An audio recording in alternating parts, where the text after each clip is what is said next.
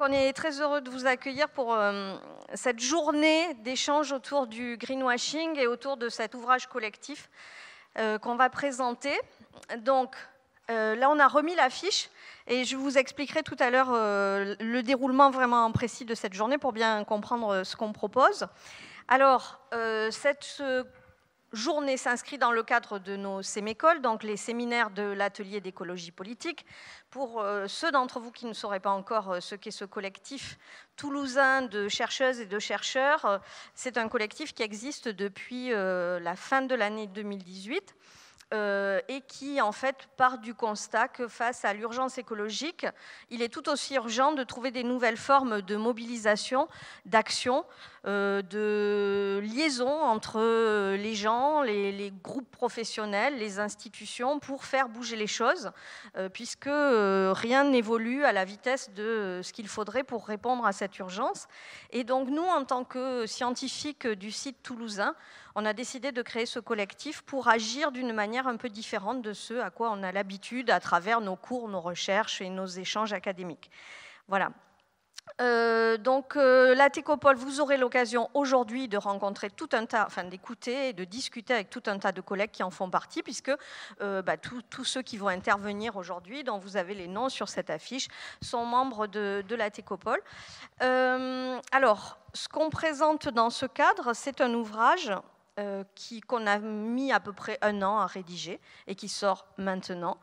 Parce qu'on voulait avoir un espèce d'outil, de manuel, c'est comme ça qu'on l'a intitulé, pour prendre place dans le débat public et pour fournir aux citoyens, aux citoyennes, à tous ceux qui s'intéressent à ces questions, des outils de désenfumage intellectuel.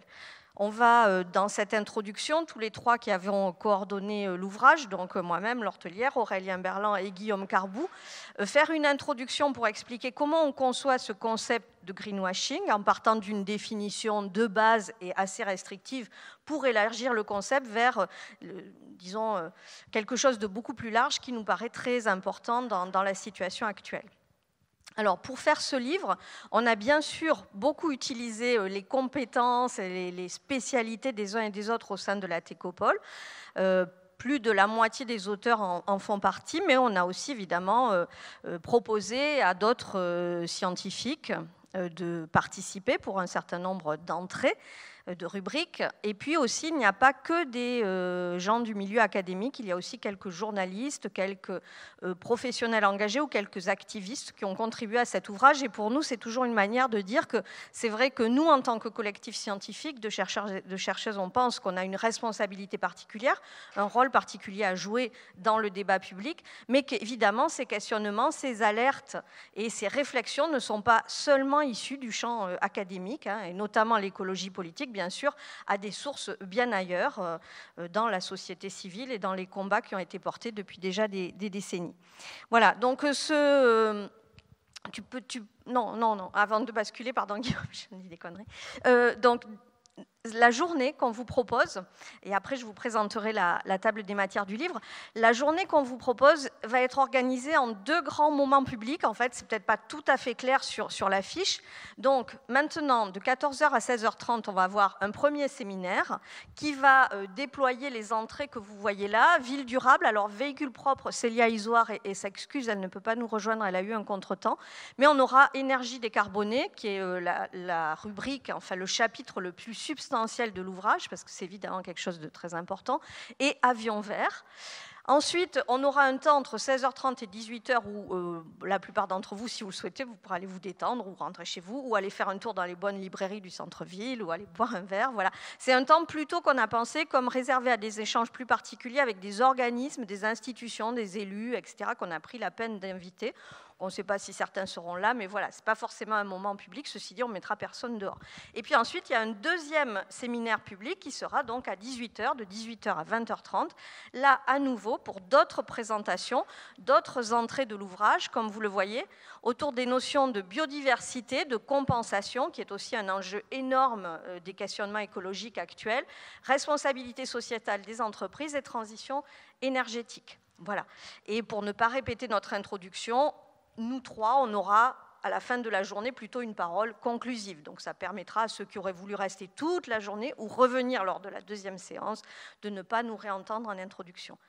Voilà, j'espère que sur les consignes et la compréhension de cette longue journée, j'ai été claire. S'il y a parmi vous des doctorants et des doctorantes de l'École des docteurs de Toulouse, comme souvent, il y a une feuille d'émargement qui est située là, que vous pourrez venir signer à la pause. Voilà, est-ce que j'ai dit tout ce que je voulais? Je crois que oui, donc maintenant on peut passer au sommaire de l'ouvrage. Alors excusez-nous, c'est là qu'on a un petit problème technique. Non, finalement là c'est pas mal. Là vous voyez toutes les entrées de l'ouvrage, donc 24 chapitres thématiques et leurs auteurs, bien sûr. Donc, que dire, hein, sans trop s'empesantir, simplement le fait peut-être qu'on a voulu ce manuel, non pas sous forme d'un dictionnaire des mots du greenwashing, parce que là, ça nous aurait paru, enfin, quand on y a réfléchi, on s'est dit non, ça va être trop éparpillé, on va se perdre dans des éléments de langage, c'est pas ça qui nous intéresse. C'est plutôt sur un certain nombre de grands enjeux, dont vous voyez la liste, comprendre en quoi ça peut relever du greenwashing. Et donc, tout de suite, il faut le dire tout de suite pour bien le comprendre, ça ne veut pas dire que ces termes sont à bannir. Certains, d'ailleurs, de ces termes sont des termes très utiles pour la compréhension des enjeux écologiques actuels. Hein. Biodiversité, anthropocène, etc. Et même presque tous, pas tous, peut-être quelques-uns seraient à bannir, mais en tout cas, il y en a beaucoup qui ne sont pas à bannir. Donc l'enjeu de l'ouvrage, c'est justement de comprendre, à partir d'un terme ou d'un domaine, d'un dispositif, d'un discours, à quel moment ça peut être pertinent, à quel moment c'est même décisif pour être dans la réflexion écologique, pour comprendre les enjeux, et à quel moment ça s'inverse et ça devient au contraire une opération de récupération, de masquage, d'édulcoration, etc., etc. Voilà, c'est ça vraiment la logique de l'ouvrage. C'est une pensée qui est plutôt complexe et qui est en nuances. On peut passer peut-être à la deuxième. Voilà, donc là, c'est un peu moins bien. Il y a des bouts qui sont hors du cadre. On n'a pas réussi à le régler, mais bref. Vous voyez que ces mêmes entrées, ces 24 entrées, là, vous n'avez plus le nom des auteurs, mais vous avez le sous-titre. On a essayé d'avoir des sous-titres un peu, voilà, un peu, je sais pas, peps, comment il faut dire, pour caractériser la question que pose chacune de ces entrées en termes de greenwashing. Voilà. Et je vais passer la parole maintenant à mes complices pour l'introduction, en vous disant que malgré tout, ce livre, c'est la première fois qu'on le présente en séminaire comme ça aussi largement à Toulouse, mais on est plutôt heureux de l'accueil qu'il reçoit, de l'accueil des gens qui ont commencé à le lire, qui nous disent qu'il est pertinent, intéressant, y compris des gens qui sont depuis longtemps dans ces questionnements, de la médiatisation aussi, hein, c'est parce que nous, on voulait que quelque chose pénètre un peu le débat public. Et on pense que ça va être utile pendant des années, ces questions-là. Et on est aussi, on l'espère, on est aussi heureux et on pense qu'on a été capable d'en faire un ouvrage lisible à peu près par tout le monde. On a beaucoup travaillé pour que ce ne soit pas juste une collection de chapitres isolés, mais vraiment un ouvrage qui globalement fait sens et dont l'écriture le rend à peu près accessible à tout le monde. Merci beaucoup d'être là. Merci Laure pour cette introduction. Alors moi, je vais juste commencer là par définir la notion de greenwashing en partant des choses les plus évidentes, donc de la définition la plus classique, la plus courante du greenwashing, celle qui apparaît le plus souvent dans les articles et les enquêtes que ce phénomène a déjà suscité sur le plan académique ou journalistique. Et voilà, donc le greenwashing au sens premier, c'est toute forme de communication fallacieuse en ce qui concerne les performances écologiques d'un produit ou d'une firme. Et bien sûr, dans l'idée de berner ou de désorienter le consommateur qui serait soucieux d'environnement et qui donc se laisserait attraper par une communication qui lui présenterait telle lessive comme plus écologique que d'autres, alors qu'en fait, il n'en est pas grand-chose. Alors, là-dessus, vous voyez à peu près tout le panel de moyens qui est utilisé en général, le recours à des termes extrêmement flous qui ne veulent pas dire grand-chose, par exemple, les produits où il y a marqué 100% naturel, le recours à des euphémismes, par exemple, parler de produits phytosanitaires et non pas de pesticides, ce qui est une manière d'atténuer ou de masquer la dangerosité, la toxicité des produits en question. Il y a aussi toute la pratique des oxymores, le fait de parler de développement durable, d'écologie industrielle, appelle de croissance verte, c'est-à-dire d'accoler des termes qui sont devenus contradictoires dans la conscience écologique pour essayer de prolonger des vieilles pratiques en laissant entendre qu'on a changé de registre. Il y a aussi bien sûr les promesses qui, comme on le sait, n'engagent que celles et ceux qui y croient. Et puis toutes les pratiques de détournement de l'attention, où on essaye de focaliser l'attention du public sur un aspect parfois réel, mais souvent mineur ou dérisoire. Par exemple, on change le packaging d'un produit alors que c'est le produit en tant que tel et son mode de consommation qu'il faut remettre en cause. Alors, nous, on a pris le parti de ne pas essayer de détailler tout ça. En fait, il y a plein d'enquêtes. En général, les articles ou les enquêtes sur le greenwashing, c'est des analyses de tous les procédés rhétoriques, tous les moyens utilisés pour désorienter le public. On a choisi de ne pas se centrer là-dessus parce que pour nous, c'est l'essentiel est un petit peu ailleurs. Et c'est ça qu'on va essayer de vous faire comprendre au fur et à mesure de cette introduction. Et donc, pour commencer, je vais réinscrire d'abord le greenwashing dans l'histoire de la lutte contre le mouvement et la pensée écologiste depuis une cinquantaine d'années. C'est-à-dire que, en fait, face à la critique écologiste, dans les années 70, il y a eu une prise de conscience ou plutôt un mouvement écologiste qui s'est structuré, qui s'est massifié avec les premières journées de la Terre, avec des millions de manifestants, notamment aux États-Unis. Et donc, face à ce mouvement-là, il y a eu une première réplique qui a consisté soit pour les grandes entreprises qui se sentaient visées et qui avaient raison de se sentir visées, soit à faire preuve d'une dénégation complète, soit une dénégation complète des problèmes écologiques, soit une dénégation de leur responsabilité par rapport à ces problèmes-là, soit aussi une autre stratégie qui a été le dénigrement de la pensée et du mouvement écologiste, accusé d'être un truc au mieux de doux rêveurs, hippies et babacool, au pire d'ayatollah vert ou de khmer, etc. Voilà, donc là il s'agissait d'être dans le rejet complet, le dénigrement, de discréditer en fait la critique. Et ce mouvement-là, on l'a appelé à l'époque le green backlash. On parle plutôt aujourd'hui de green bashing pour ce mouvement de dénigrement de la pensée écologiste. Mais bien sûr, il y a quand même un certain nombre de grandes entreprises, de grands acteurs qui ont compris que les faits sont têtus et que donc tôt ou tard, cette stratégie de simple dénigrement ou de dénégation allait les acculer dans une impasse. Et donc, à partir des années 80, il y a eu une deuxième stratégie qui a été mise en place et qui a consisté non pas à dénigrer la critique en disant l'écologie c'est sans intérêt, c'est pas scientifique, voire c'est dangereux, mais à dire oui, non, l'écologie c'est très important et d'ailleurs, regardez, nous on en fait aussi. Et donc, et là, donc, un certain nombre de grandes entreprises sont lancées dans des stratégies de communication pour reverdir leurs images aux yeux du grand public. Et le greenwashing, c'est dans ce contexte-là qu'il apparaît. C'est en quelque sorte, c'est une riposte du mouvement écologiste à cette seconde stratégie de récupération de la critique écologiste. Et pour dire, non, mais regardez, cette récupération, c'est que se content de jouer sur les apparences. C'est un simple verdissement de façade et il ne faut pas tomber dans le panneau. Alors le greenwashing à proprement parler, voilà, c'est cette seconde stratégie des grandes entreprises pour reverdir leur façade. Et le terme, il est apparu comme une riposte à ça pour dénoncer. C'est un geste de dénonciation de parler de greenwashing, c'est de dire, regardez, c'est du blabla.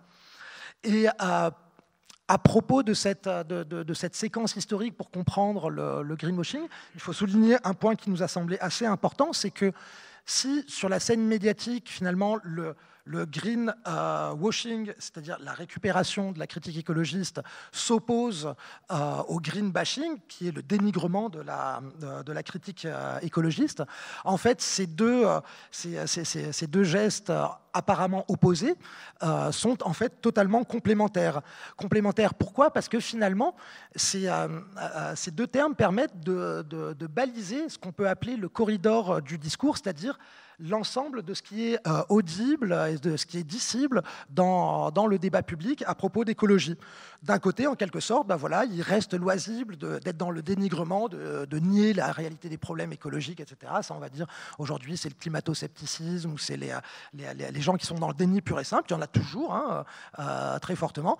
Et puis en face de ça, en fait, le fait qu'il y en ait, ça va permettre à des gens qui sont dans la récupération de la critique écologiste et dans le verdissement de façade, donc dans le greenwashing, de passer pour vertueux, de passer pour vraiment écologistes, etc.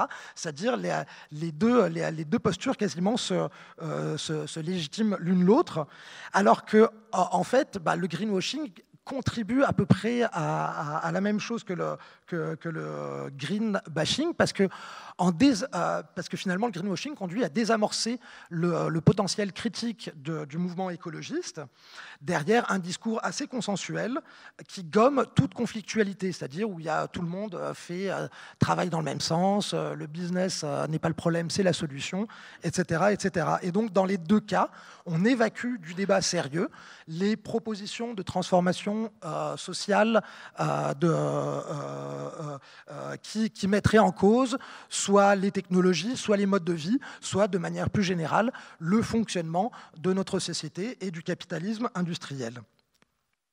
Et par ailleurs, donc, si les deux mouvements vont dans le même sens, le green bashing et le greenwashing, à bien des égards, il faut aussi constater que le greenwashing, il peut contribuer à alimenter, paradoxalement, le green bashing, c'est-à-dire que l'omniprésence des fausses prétentions écologistes, fumeuses dans le débat public entraîne chez bien des gens en fait un sentiment de dégoût et de colère, surtout quand ces fausses prétentions conduisent à des réglementations plus ou moins absurdes qui se traduisent pour notamment les classes populaires par se compliquer la vie pour des objectifs qui semblent hors d'atteinte et qui semblent complètement illusoires.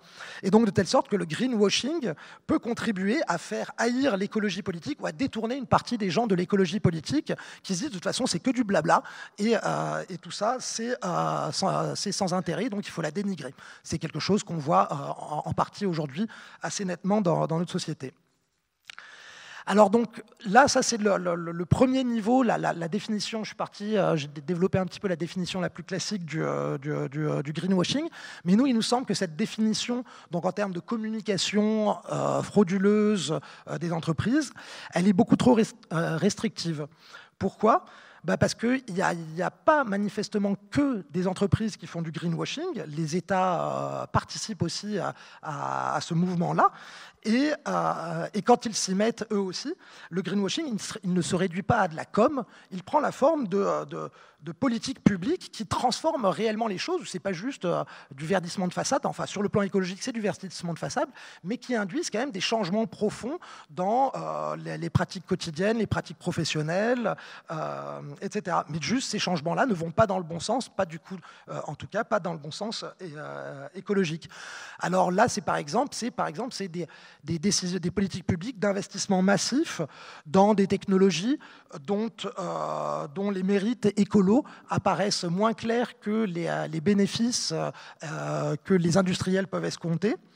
Ou bien ça peut prendre la forme de mise en place de réglementations qui donnent l'impression que les pouvoirs publics prennent les problèmes à bras-le-corps, alors qu'en fait, les causes fondamentales de ces problèmes ne sont pas abordées, sont laissées complètement hors champ, et que donc ça va revenir à du verdissement de façade, tout en suscitant de l'énervement, éventuellement du dégoût, de la colère dans certains pans de la population. Alors là, je vais prendre juste deux exemples qui ne vont pas être abordés aujourd'hui, notamment un exemple qui nous a frappé, parce que moi, en tous les cas, je n'étais pas au courant, je ne me rendais pas compte. C'est un exemple très consensuel, c'est la lutte contre les passoires thermiques. Donc moi, à l'origine, quand j'entendais tout ce qui était mis en œuvre pour l'isolation thermique des bâtiments, je me disais c'est éventuellement du greenwashing, au sens, ça sert de paravent pour masquer le fait que l'État ne prend pas les mesures qu'il faudrait en termes de mobilité, en termes de décroissance énergétique, etc., etc., etc. Mais en gros, ça va quand même dans le bon sens. C'est frappé du sceau de l'évidence qu'il faut mieux isoler les bâtiments. Et voilà, donc il n'y a rien à redire sur le contenu. Et en fait, l'auteur qu'on a mobilisé, qui est un spécialiste, un architecte de ces questions-là, dans la notice qu'il a faite sur la construction éco-responsable, montre que telle qu'elle est pratiquée aujourd'hui en France notamment, mais dans d'autres pays c'est la même chose, et ben, l'isolation, la lutte contre les passoires thermiques, elle se fait sur la base de matériaux extrêmement polluants et très fortement émissifs en CO2, dont le surcoût d'énergie et donc d'émissions qui est emmagasiné dans les matériaux qui vont être utilisés pour isoler le bâtiment ne seront compensés éventuellement que dans 15 ans. Et par ailleurs, en fait, toutes les études montrent dans des pays qui se sont lancés dans ces politiques-là depuis plus longtemps que nous, notamment en Allemagne, qu'il y a un effet rebond classique, c'est-à-dire qu'en fait, les économies d'énergie ne sont pas au rendez-vous, tout simplement parce que les gens qui habitent dans ces bâtiments-là, souvent, ont d'autres pratiques, notamment en termes de 1 ou 2 degrés de chauffage en plus en permanence, qui fait que les gains d'efficacité énergétique sont bien là, mais la consommation d'énergétique reste au final la même, ce qu'on appelle un effet rebond.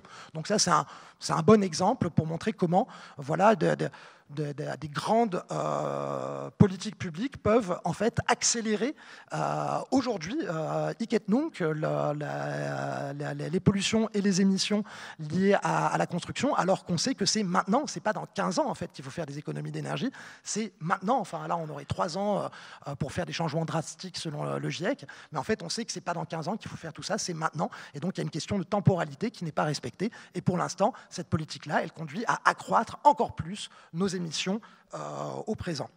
Un autre bon exemple aussi, c'est le marché carbone qui a été mis en place suite au protocole de Kyoto, donc qui était censé permettre de réduire sans mesures contraignantes les émissions de gaz à effet de serre par un jeu subtil de quota carbone, c'est-à-dire de droit à polluer. Et en réalité, bon, voilà, il y a des études qui ont été faites, ça fait quand même plus d'une vingtaine d'années que c'est mis en place ça, qui ont montré que par exemple, seuls 2% des échanges de crédits carbone sur le marché carbone qui a été institué peuvent être corrélés avec des réductions d'émissions de gaz de CO2. Donc, en gros, ça ne marche pas du tout. Et en fait, c'était sans doute le but de la manœuvre à la base. Donc, quand on prend ces exemples, ce qu'on voit, c'est que le greenwashing, il ne se situe plus seulement au niveau des produits ou des firmes. En général, c'est les 2 niveaux qui sont distingués dans les études, dans les grandes enquêtes sur le greenwashing aujourd'hui. On distingue product level et firm level pour les 2 grands niveaux de greenwashing.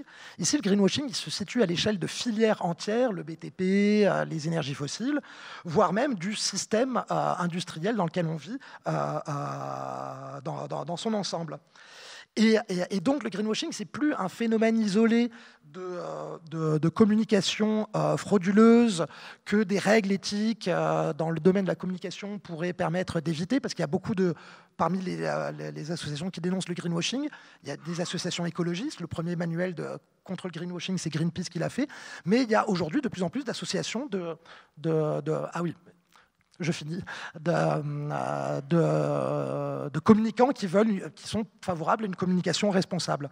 Donc ici, ce qu'on voit, c'est que ce n'est pas un phénomène isolé comme ça, c'est un phénomène d'ensemble, massif, qui est alimenté par plein d'acteurs différents, parfois sincères, qui font proliférer les demi-solutions ou les véritables impasses en ce qui concerne les problèmes écologiques. Et donc, on en aboutit à une définition beaucoup plus générale du greenwashing, qui est que le greenwashing, c'est l'ensemble des efforts qui sont faits pour lutter, en quelque sorte, contre la prise de conscience que ce n'est pas le climat qu'il faut changer, c'est le système, et que ça demanderait de changer beaucoup de choses.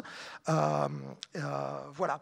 Et quand on prend les choses sous cet angle, il y a du coup une question qui se pose et à laquelle Guillaume va répondre en partie, c'est de se demander pourquoi l'écologie se traduit-elle aujourd'hui dans l'espace public, justement par ce foisonnement de pratiques et de discours tellement fumeux et tellement contre-productifs. D'où est-ce que ça vient, ce phénomène-là ? Merci, il marche très bien.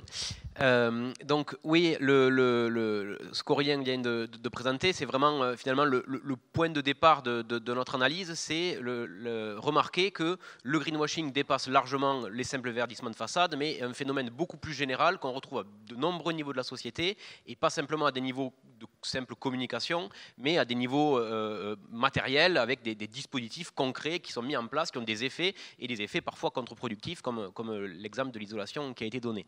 Et donc, si on a affaire à un phénomène structurel, un phénomène général, donc c'est qu'il doit avoir des moteurs, des explications qui sont elles-mêmes structurelles, qui sont sociétales. Donc on fait plusieurs hypothèses dans l'introduction pour essayer d'expliquer cette tendance persistante de notre société à produire des discours écologistes qui semblent toujours tourner court, ou à proposer des solutions qui semblent toujours être détournées, récupérées ou manquées. Et l'une des propositions d'explication qu'on donne, c'est de dire que ce greenwashing, c'est le symptôme de notre société à être incapable de passer son propre dépassement, de passer sa propre transformation écologique profonde, parce qu'elle est bloquée dans des catégories de pensée et héritées qui sont anti-écologiques et qui bloquent la pensée, qui bloquent la réflexion sur la question écologique. Je le reformule, il y aurait un air du temps culturel caractérisé par la prégnance de la question économique, par la prégnance du technosolutionnisme et par ce qu'on a appelé la pensée en silo, c'est-à-dire la difficulté à raisonner de manière systémique sur les enjeux. Et ces trois points, économisme, technosolutionnisme, pensée en silo, amèneraient la réflexion, même sincère, sur les questions écologiques à rentrer dans des impasses et à produire ce qu'on appelle du greenwashing. Donc je vais détailler rapidement ces trois points en renvoyant à des entrées de l'ouvrage, parce qu'en fait, c'est la lecture et la synthèse des phénomènes présentés dans tous les entrées de l'ouvrage qui nous a permis de faire ressortir ces trois points saillants qui sont finalement ceux qui caractérisent le plus clairement et le plus régulièrement ce qu'on étiquette ensuite greenwashing. Ce qu'on appelle l'économisme, c'est la difficulté que l'on peut avoir à penser la conduite des affaires humaines en dehors des logiques de l'économie, en dehors de la question de la croissance économique, en dehors de la question de la compétitivité, de la concurrence, de l'emploi, de tout un ensemble d'indicateurs économiques, typiquement le PIB. Alors évidemment, cette centralité de la question économique, on va la retrouver dans toutes les prétentions écologiques, mais qui cherchent à défendre une croissance verte, une croissance durable, puisque aujourd'hui on a quand même une documentation, une littérature scientifique et des rapports qui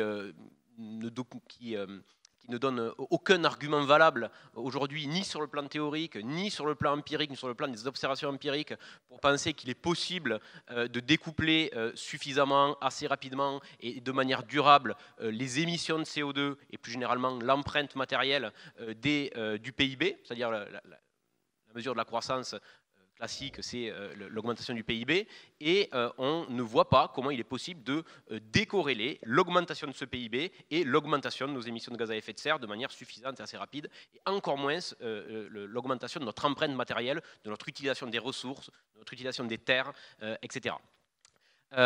L'autre manière de voir comment cet économisme tend à produire du greenwashing, c'est une entrée comme l'entrée RSE, responsabilité sociétale des entreprises, où l'idée là c'est de demander, ce qu'on appelle la RSE, c'est l'engagement volontaire des entreprises dans des pratiques sociales ou environnementales.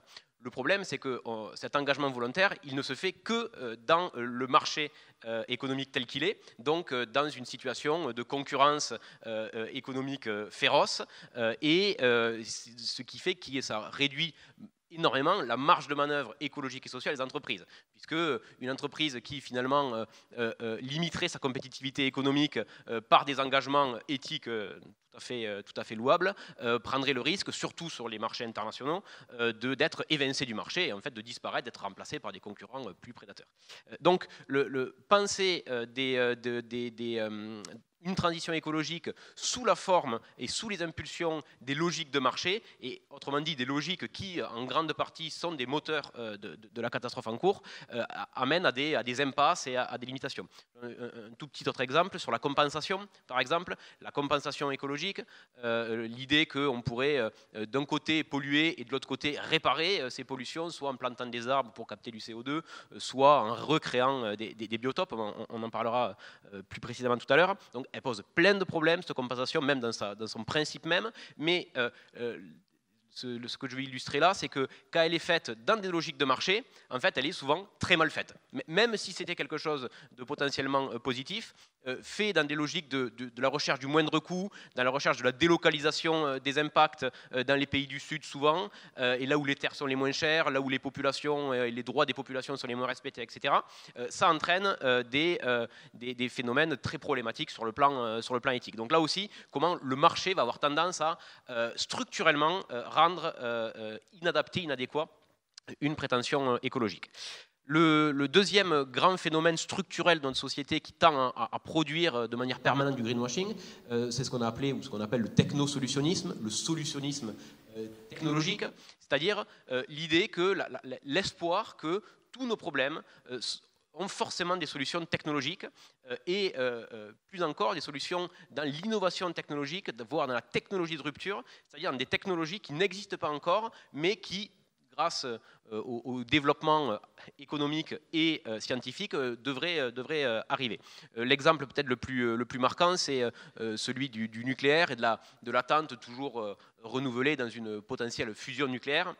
Mais plus généralement, on voit comment beaucoup d'industries prétendent pouvoir ne pas changer du tout leurs pratiques au motif que bientôt une technologie va leur permettre de faire du ciment décarboné, de faire de la mobilité décarbonée, etc., etc.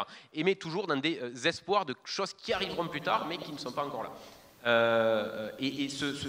Cet espoir dans un messie technologique qui réglerait comme par magie tous les problèmes, il est extrêmement puissant, extrêmement présent dans notre société, à tel point que actuellement John Kerry, donc l'envoyé auprès du président des États-Unis pour les questions climatiques, fait tout un ensemble d'interviews dans les médias internationaux et entre autres français, et répète à qui veut l'entendre que les technologies qui nous permettront de nous sortir de la catastrophe climatique n'existent pas encore. Mot pour mot, il dit que ce sont des technologies qui n'existent pas encore. Donc il faut mesurer quand même, Aurélien l'a dit, au vu de l'urgence et au vu de la fenêtre de plus en plus restreinte d'action qu'il nous reste pour essayer de limiter la catastrophe climatique, compter sur des choses qui n'existent pas encore, c'est un pari qui est hautement dangereux, mais qui pourtant est porté à des niveaux institutionnels très, très, très importants.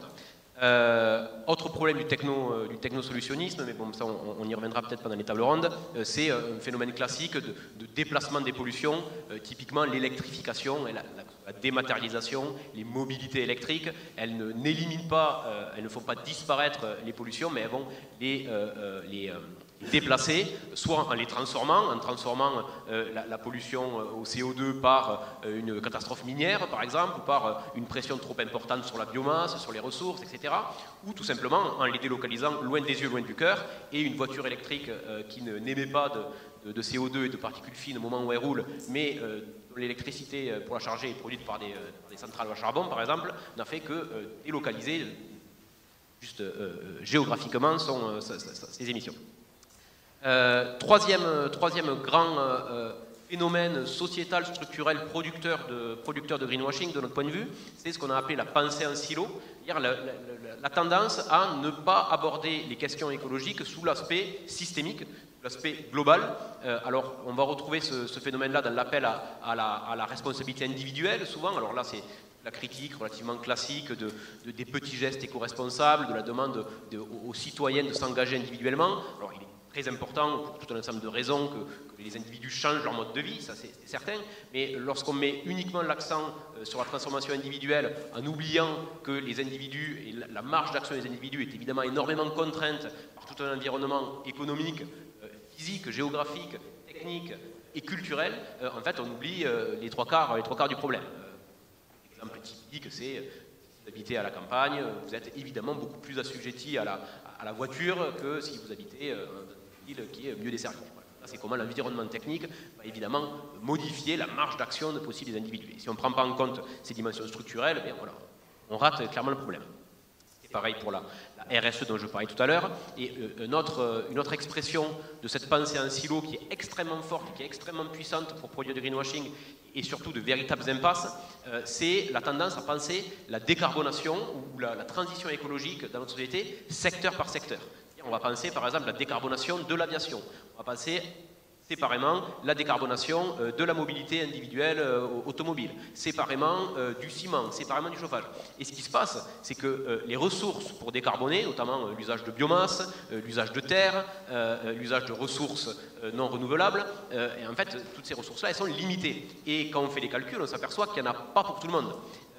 Par exemple, si on prend certains plans de décarbonation de l'aviation internationale, on s'aperçoit que pour la décarbonation à 2050, certaines projections tablent sur l'usage de 80 à 90% de la capacité totale de production d'agrocarburants. On est sur des chiffres comme ça, sauf que les autres aussi veulent utiliser des agrocarburants. Et ce problème-là de pression trop importante sur des ressources limitées, on le retrouve énormément, et ça c'est un pur produit de la pensée en silo. Si je pense que de mon côté, je peux me dire, ben oui, ça passe avec les ressources disponibles. Sauf que les autres aussi peuvent vouloir l'utiliser, et bon, sur les questions d'hydrogène, ces phénomènes-là, on va en parler tout à l'heure. Donc voilà, une de nos analyses, c'est de dire que si notre société tend à produire structurellement du greenwashing, c'est parce qu'elle est coincée dans cette ère du temps culturel, dans cette hégémonie culturelle, économiste, technosolutionniste et aveugle aux phénomènes systémiques qui la bloque et qui la bloque dans un tunnel qu'elle continue à creuser. Il y a d'autres phénomènes qui tendent à produire du greenwashing. Quand même, je dis un mot là-dessus parce que, disant cela, je peux donner le sentiment que on déculpabilise certains acteurs de leur rôle, que c'est vraiment un phénomène uniquement systémique, c'est pas la faute des acteurs, bien entendu on n'est pas naïf, et dans le greenwashing, ça a été évoqué tout à l'heure, il y a évidemment des acteurs qui ont des intérêts privés et qui cherchent à les défendre, et qui de manière absolument cynique vont essayer de mentir, de travestir la réalité, d'engager la société dans son ensemble sur des fausses pistes, dans le but de maintenir leur pouvoir. Et la semaine dernière, on a fait des présentations à Paris, de la même manière comme aujourd'hui, avec d'autres auteurs, notamment les auteurs de l'entrée Finance verte, donc Frédéric H et Sandrine Fedel, qui eux connaissent bien le milieu de la finance verte et qui disent qu'ils ont eu de nombreuses conversations avec des acteurs de la finance durable et qui ne sont aucun moment dupes non seulement de l'impuissance, mais même du caractère absolument contre-productif des produits financiers qui sont en train d'être construits aujourd'hui pour réaliser la transition écologique au niveau européen. Non seulement pas dupes sur leur impuissance, mais très au clair sur le fait que ce sont des outils qui vont permettre d'accélérer la prédation sur de nouvelles ressources et en marchandisant la nature, en marchandisant les terres, en donnant des nouvelles valeurs partiellement spéculatives aux terres pour faire de la compensation carbone typiquement. Bref, il y a aussi et beaucoup d'acteurs qui sont parfaitement au fait des catastrophes qui ont cours et qui continuent. Mais tout de même, il nous semble important de tenir ensemble ces deux phénomènes concomitants, à la fois du greenwashing cynique et à la fois ce greenwashing cynique qui marche aussi parce que la société dans son ensemble est en quelque sorte prête à l'entendre, parce que ça répond à des manières de penser qui sont communément partagées, je viens de les présenter, aussi parce que finalement, face à l'ampleur des enjeux, face au caractère sidérant de la catastrophe en cours et du désastre, on peut voir dans ce greenwashing de petite musique qui nous dit tout va bien se passer, les entreprises prennent les choses en main, les États prennent les choses en main, les éco-citoyens prennent les choses en main. Ça peut être aussi une sorte de rempart contre la panique, une sorte on est heureux de se bercer d'illusions finalement parce que dans certains cas il peut sembler qu'il ne reste plus que ça. Ça, c'est aussi une idée qu'on développe sur les raisons pour lesquelles ce greenwashing structurel à la fois se produit et à la fois se perpétue et fonctionne. Dernier point pour faire la transition avec la parole que je donne à Laure, une des fonctions, un des effets de ce greenwashing généralisé, ou peut-être même dans certains cas des objectifs, c'est de permettre la relance industrielle, donc de retarder l'action climatique, mais aussi de permettre à des activités extrêmement polluantes et extrêmement problématiques et qui n'ont pas leur place dans un monde durable, de continuer au motif que sont magiquement compensées en plantant des arbres ou que très bientôt, grâce à une innovation de rupture, elles vont pouvoir se faire de manière neutre en carbone ou zéro carbone. Donc cette relance industrielle cachée par le greenwashing donne lieu à une analyse sur la captation des enjeux de captation. Je te laisse la parole, Laure, ma transition est un peu difficile. Merci. Je vais essayer d'être rapide pour laisser ensuite la parole pour les cas d'études à tous nos collègues. Mais quand même, pour terminer cette présentation rapide, ce survol de notre introduction, qui est la partie, je dirais, presque la plus abstraite du bouquin. Donc, vous pouvez aussi la lire à la fin, finalement, et plonger directement dans les entrées qui sont plus concrètes. Pour dire que, du coup, vous voyez l'évolution, finalement, de la notion de greenwashing entre ce qu'a commencé à présenter Aurélien, ce qu'a présenté Guillaume. Donc, on voit que c'est un phénomène structurel, systémique, et qui finalement a des effets de verrouillage absolument massifs. Et du coup, selon nous, on arrive au terme de cette analyse sur le constat qu'aujourd'hui, on est peut-être dans une forme de greenwashing qu'on a appelé XXL, quoi, greenwashing vraiment grand format, pour permettre un nouveau saut finalement capitaliste. C'est désormais avec un vocabulaire, des discours et des dispositifs concrets, des politiques concrètes, qui par certains côtés produisent massivement du greenwashing, qu'on nous masque quoi finalement? Qu'on nous masque peut-être un nouveau rebond de l'industrialisation du monde. Un nouveau rebond finalement dans une manière de faire nos sociétés dans un rapport avec le vivant et dans l'équilibre écologique du système Terre, dans ses équilibres les plus majeurs et systémiques, impossible à tenir en fait. Totalement insoutenable. Mais ça, désormais, ça peut être habillé d'un nouveau verdissement qu'il s'agit de débusquer. Et typiquement, on voit aujourd'hui les plus gros intérêts qui ont été à la base de l'effacement de la problématique écologique, de son déni, de son rabaissement depuis des décennies, depuis les années 70, notamment les grandes industries des énergies fossiles, etc., d'autres nouvelles qui captent d'une autre manière les intérêts capitalistes, comme les GAFAM, avec des solutions dites dématérialisées, qui aujourd'hui, en fait, produisent un discours de greenwashing et entendent capter la transition, prenons ce mot, il est questionné dans l'ouvrage, bien sûr, la transition, ça peut être le mot sur lequel on s'accorde pour dire qu'il faut changer fondamentalement notre manière de faire par rapport à l'environnement, à l'écologie, mais ça peut être aussi un mot de masquage très édulcorant. Bon. Mais prenons ce mot pour dire que malgré tout, il faudrait qu'on change. Or, aujourd'hui, ce sont ces grands industriels, ces grands intérêts, voire des milliardaires plus ou moins délirants ou démiurgiques, qui entendent proposer des solutions soi-disant écologiques. Et là, on est vraiment dans un effet absolument majeur, en fait, de nouvelle emprise sur les sociétés, de dessaisissement démocratique de l'enjeu écologique au moment où il est absolument crucial que les populations s'en emparent, que nos autorités publiques, nos institutions soient à la hauteur de l'enjeu. Et c'est vraiment ça qui nous paraît absolument terrible, d'autant qu'on n'est aujourd'hui plus dans le contexte historique qui a été celui de la naissance du greenwashing dans les années 80, 90, où la communauté internationale, les institutions et même certains écologistes de bonne foi se disaient que c'est à travers la notion de développement durable qu'on pouvait saisir l'enjeu et se mettre en ordre de marche. On voit qu'il n'en a rien été, que ça a produit finalement une espèce d'attentisme impuissant. Or, aujourd'hui, on n'est plus là, hein. On est bien au-delà. On est à un moment où les limites planétaires, enfin les scientifiques nous alertent sur le fait qu'on est en train de franchir des seuils d'irréversibilité, que ce soit dans le climat, que ce soit dans la pollution, contamination généralisée des milieux, que ce soit dans la disparition des habitats naturels, que ce soit dans l'acidification des océans, dans l'effondrement bien sûr de la biodiversité, pardon, je m'en étouffe, etc., etc. Donc, en fait, on est à un moment où les portes se referment derrière nous. C'est ce qu'on essaye de conclure à la fin de notre introduction, sur le fait que le greenwashing aujourd'hui, ce n'est plus juste un petit masquage, un petit enfumage communicationnel, ce n'est plus juste quelque chose qui retarde un peu les décisions, c'est quelque chose qui nous dessaisit de bifurcations qui seraient absolument nécessaires et urgentes. Et si on ne les prend pas, c'est pas juste qu'on n'arrive pas à agir là où il faudrait, c'est qu'en fait, on rend impossible à l'avenir certains types de mondes à la fois viables et désirables. Ces mondes-là, pour les humains comme pour le reste du vivant qui nous accompagne, ne seront plus possibles, parce qu'on n'a pas fait aujourd'hui les bifurcations nécessaires. Voilà, donc ça c'est un peu grave, je dirais, mais pour nous, il faut pousser l'analyse du greenwashing jusque-là, vraiment. C'est-à-dire que là où on nous enfume aujourd'hui, ça compromet non seulement le présent, mais aussi l'avenir. Voilà. Sur cette note, je vais passer sans plus de transition la parole à nos collègues et amis. Donc on va démarrer par l'énergie décarbonée, qui est un très gros morceau. Ils se sont mis à vraiment toute une équipe pour faire ça. Donc là, pour cette séance-ci, il y a Julien Carré, Michael Coria, qui vont intervenir à ce sujet.